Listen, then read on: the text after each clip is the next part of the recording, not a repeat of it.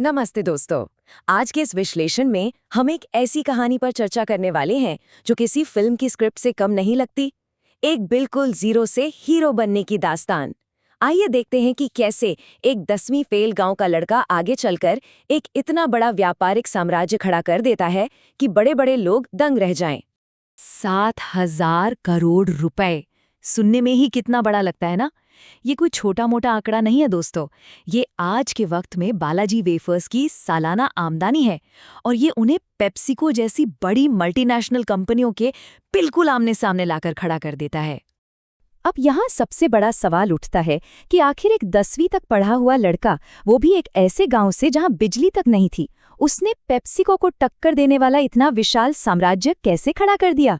इसका जवाब जानने के लिए हमें 1970 के दशक की शुरुआत में चलना होगा और उनकी उस जमीनी शुरुआत को समझना होगा। पहला हिस्सा, सूखे से शहर तक। तो कहानी शुरू होती है गुजरात के जामनगर जिला के एक बेहद छोटे और गरीब गांव धुंधुराजी से, जिसमें वीरानी परिवार का पूरा सफर छुपा है।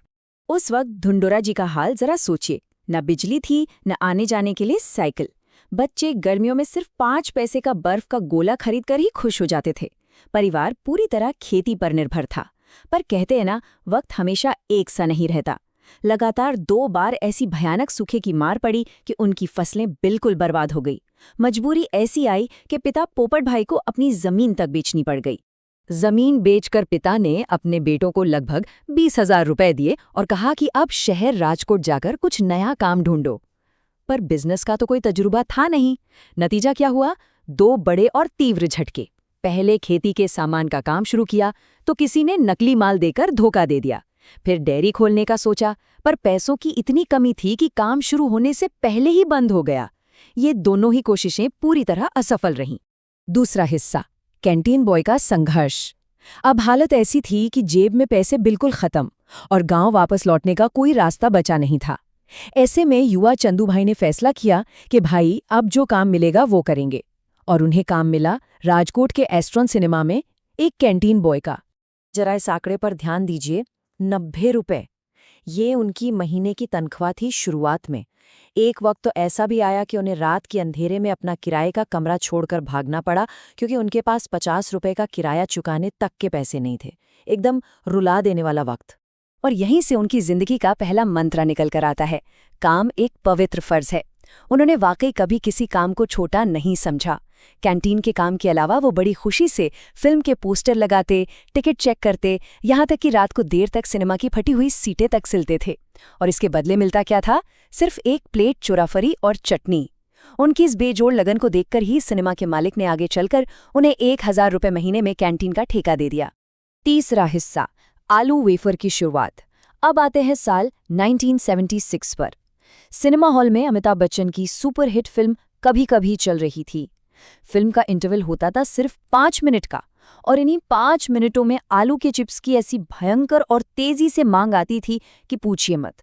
पर समस्या ये थी कि इस असंभव सी मांग को पूरा कैसे किया जाए। परेशानी इसलिए और बढ़ी थी क्योंकि 3 अलग अलग आपूर्तिकर्ता यानी सप्लायर्स फेल हो चुके थे। माल न वक्त पर आता और जो आता उसकी क्वालिटी खराब।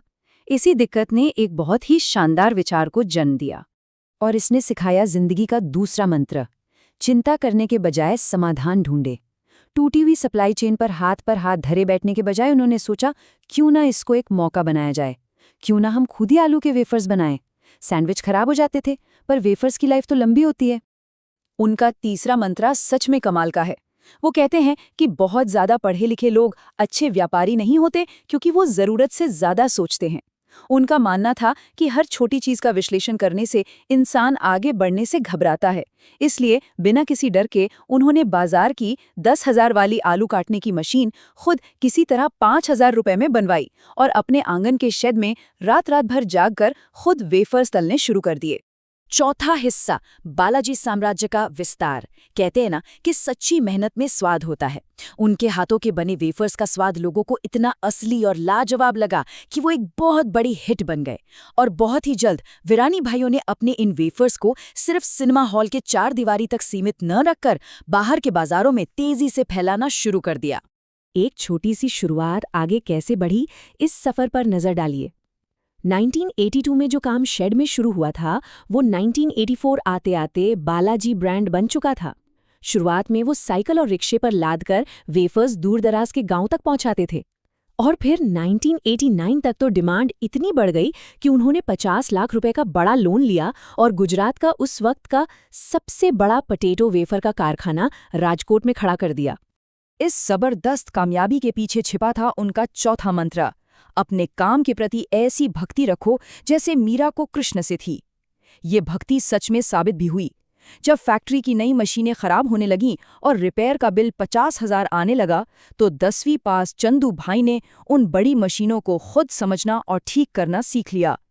एक और हैरत की बात बताऊं, जब एक मल्टीनेशनल कंपनी ने उन्हें खरीदने का बड़ा ऑफर दिया तो उन्होंने साफ इनकार कर दिया, सिर्फ इसलिए क्योंकि उनके 500 वफादार ग्राहकों ने चिट्ठी लिखकर दरख्वास्त की थी कि अपना ब्रांड मत बेचना।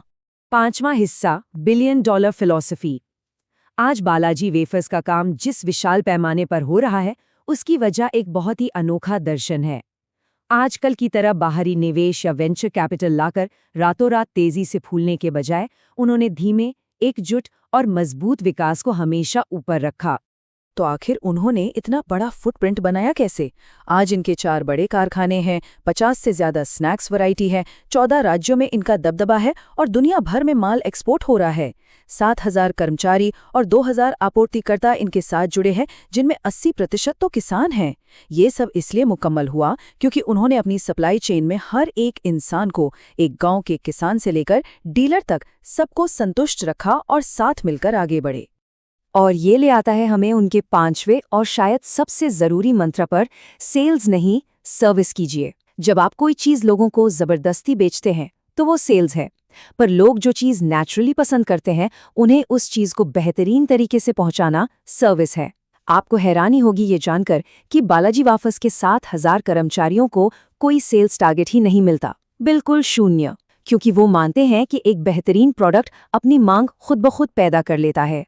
वक्त के साथ उन्होंने अपनी सोच को भी आधुनिक बनाया। शुरू में जो काम वो पूरी तरह अपने हाथों से मैनुअल तरीके से करते थे, आज उन्हीं ऑपरेशंस को बेहतर और तेज बनाने के लिए उन्होंने मार्केट के सबसे काबिल लोगों को ढूंढा। उन्हें 1.5 करोड़ यानी 15 मिलियन रुपए तक के मोटे पैकेज देकर अपने यहाँ काम पर रखा।